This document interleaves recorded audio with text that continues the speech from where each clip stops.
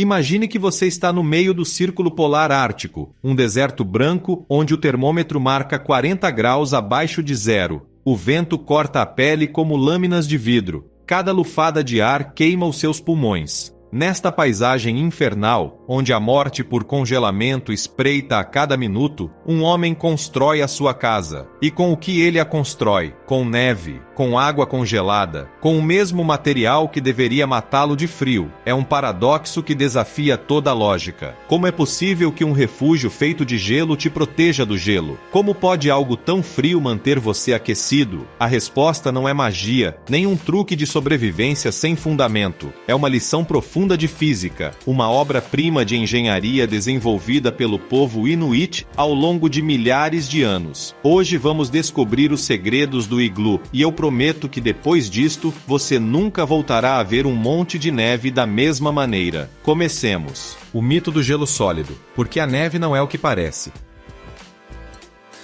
O primeiro que temos que esclarecer é um erro muito comum. Os iglus não são feitos de gelo sólido. Se você tentasse construir uma casa com blocos de gelo transparente, como os de um iceberg, morreria congelado. O gelo sólido é um péssimo isolante. Conduz o calor quase tão bem quanto o metal. Uma parede de gelo maciço absorveria o calor do seu corpo e o transmitiria ao exterior em questão de minutos, convertendo o seu refúgio em uma geladeira ainda mais efetiva que o exterior. Os iglus são feitos de neve comprimida, e essa diferença é crucial. A neve recém-caída, essa que pisamos na cidade e fazemos bolas para lutar, tem uma composição fascinante. Entre 90% e 95% do seu volume é ar aprisionado. São pequenos cristais de gelo que formam uma rede esponjosa cheia de diminutas bolsas de ar. Pense em um copo de poliestireno expandido, esse material branco dos copos descartáveis para café quente. O poliestireno não queima os seus dedos quando você segura um líquido fervendo porque está cheio de bolhas de ar aprisionado.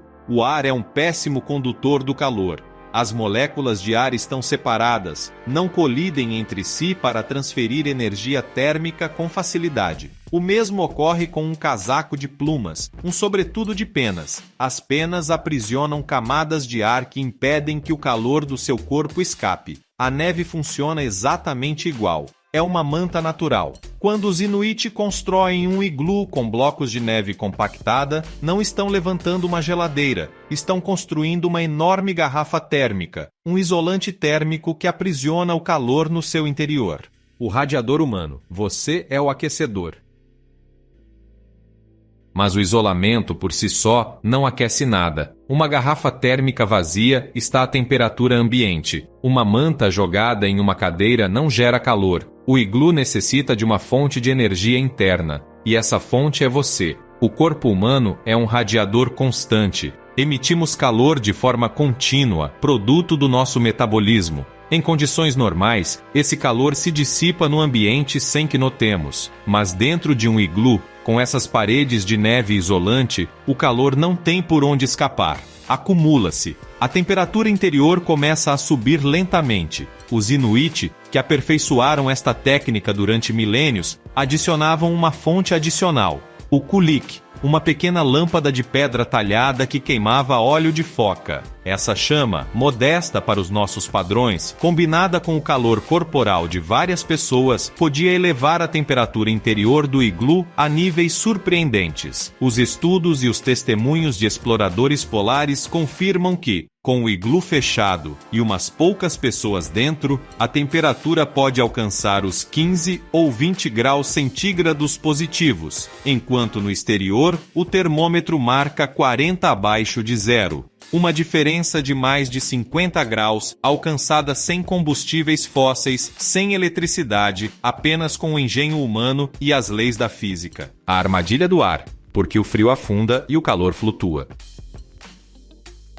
Aqui é onde a arquitetura do iglu se torna realmente brilhante, porque não basta aprisionar o calor, também é preciso gerir o frio. E o frio, como qualquer gás denso, tende a afundar. Se você já abriu alguma vez um congelador horizontal daqueles de toda a vida, terá notado que quando coloca a cabeça dentro, o ar frio atinge o seu rosto. O ar frio é mais denso que o ar quente, assim ele se acumula nas partes baixas. Em um iglu, isto poderia ser um problema mortal. Se o ar frio se acumulasse na zona onde as pessoas dormem, acabariam congelando apesar de estarem dentro. Os Inuit resolveram este problema com um design inteligente. A entrada do iglu não está ao nível do solo, mas consiste em um túnel escavado por baixo do nível do piso interior. É como um pequeno porão de entrada, um poço de acesso que está mais baixo que a zona habitável. O que ocorre com esse design? O ar frio, pesado e denso entra pelo túnel, mas em vez de subir em direção à cúpula, afunda na parte mais baixa do túnel e fica preso ali. Não pode ascender porque o ar quente da zona habitável, mais leve, forma uma camada superior que o empurra para baixo. É como se o iglu tivesse um ralo de frio, um lugar onde o frio fica preso sem poder incomodar os ocupantes. Mas a genialidade do iglu não termina aí. Há mais camadas de engenho nesta estrutura de neve. A forma de cúpula, a disposição dos blocos, a plataforma elevada para dormir, inclusive o processo de selagem que ocorre com o passar das horas, tudo está calculado com uma precisão que a ciência moderna confirmou como perfeita. Agora descobriremos por que a forma de cúpula é tão importante, como os Inuit constroem estas maravilhas em questão de horas e quais lições podemos aprender deles para a nossa própria sobrevivência. A cúpula perfeita, porque a forma é tudo. Se o iglu fosse uma estrutura quadrada, com paredes verticais e teto plano, provavelmente não funcionaria. O calor tende a acumular-se na parte superior, sim, mas os cantos e os ângulos retos criam pontos fracos onde o frio pode infiltrar-se e onde a estrutura é menos resistente aos ventos furações do Ártico. A forma de cúpula não é um capricho estético, é uma solução geométrica quase perfeita. Uma cúpula distribui o peso de maneira uniforme. Os blocos de neve, colocados em espiral ascendente, sustentam-se uns aos outros por compressão. Não necessitam de argamassa nem cimento. A própria gravidade os mantém no seu lugar, desde que a inclinação seja a adequada. Além disso, a forma esférica minimiza a superfície exterior em relação ao volume interior. Menos superfície significa menos área por onde o calor pode escapar. É a mesma razão pela qual as garrafas térmicas têm forma cilíndrica e os animais em climas frios tendem a ser mais arredondados. Para conservar o calor, a forma esférica é a mais eficiente. E há um detalhe extra. A curvatura da cúpula faz com que o ar quente, que ascende, se desloque suavemente para o centro e depois descenda ligeiramente pelos lados, criando uma circulação natural que distribui o calor de maneira mais uniforme do que em um quarto quadrado.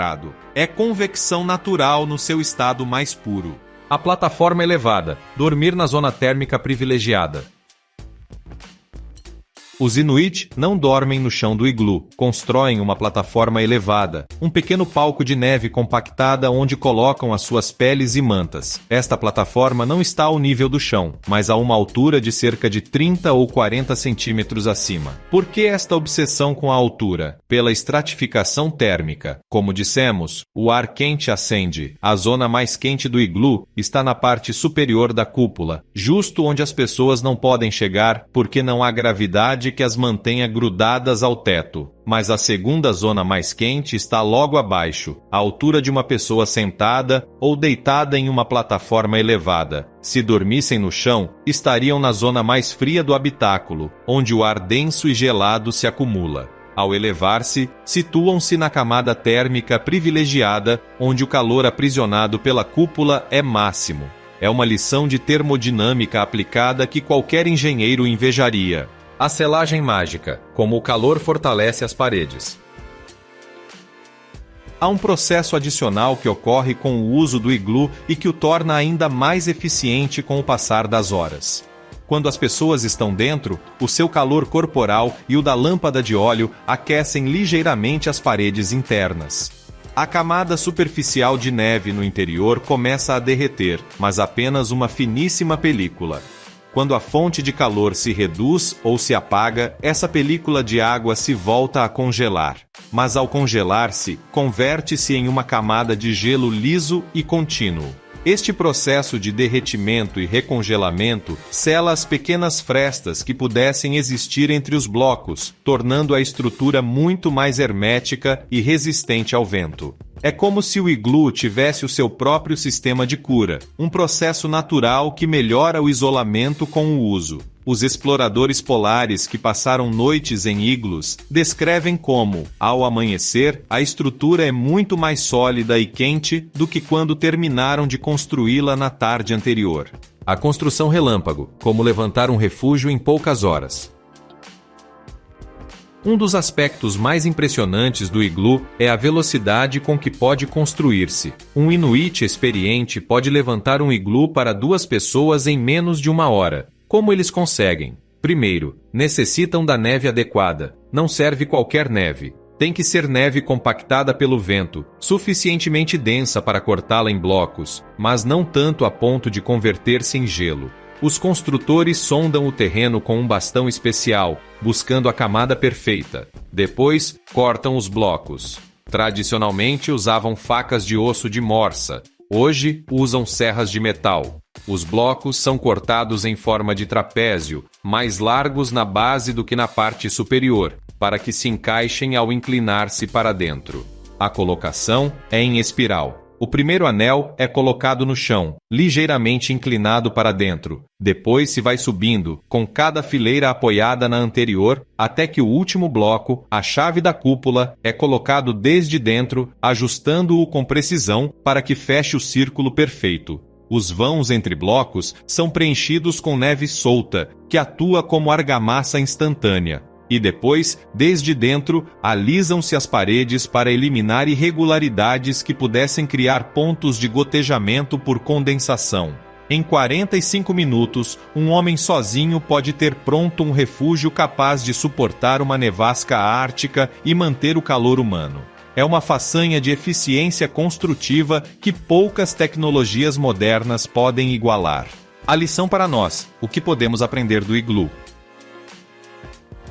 Além da anedota curiosa, o iglu nos ensina algo profundo sobre a relação entre o ser humano e o seu ambiente. Os Inuit não combatiam o frio com tecnologia sofisticada, com aquecedores potentes ou com materiais trazidos de fora. Não podiam permitir-se isso. Não tinham outra opção a não ser entender o frio, estudá-lo, aprender as suas regras e depois usar essas mesmas regras em seu benefício. O frio extremo é o seu inimigo, mas também é a matéria-prima do seu refúgio. A neve, que poderia matá-los, converte-se em sua salvação graças ao conhecimento da física mais básica. O ar aprisionado isola, o calor acende, o frio desce, a forma de cúpula distribui forças. É uma lição de humildade e de inteligência. Não se trata de ter o melhor equipamento, o material mais caro, a tecnologia mais avançada. Trata-se de entender as leis do universo com tanta profundidade que você possa usar o que tem à mão, por hostil que pareça, para sobreviver.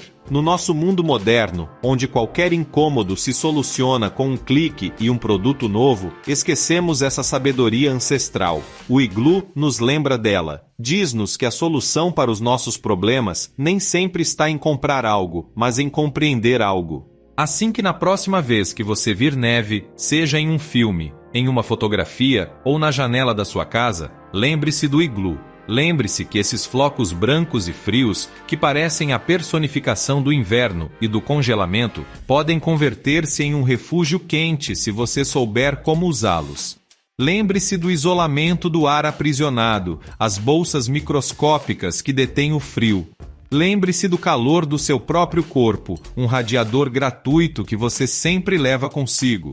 Lembre-se que o ar quente acende e o frio afunda, e que uma plataforma elevada pode ser a diferença entre dormir temperado ou amanhecer congelado. E lembre-se dos Inuit, esse povo que durante milênios habitou o lugar mais inóspito do planeta, não apesar do frio, mas graças à sua compreensão do frio. Eles converteram o seu inimigo mais letal em seu melhor aliado, e o fizeram com neve, com gelo e com uma inteligência que deveria inspirar a todos nós. O iglu não é apenas uma casa de neve. É um monumento à capacidade humana de adaptação, um testemunho de que mesmo nos lugares mais extremos, a física bem entendida pode salvar a nossa vida.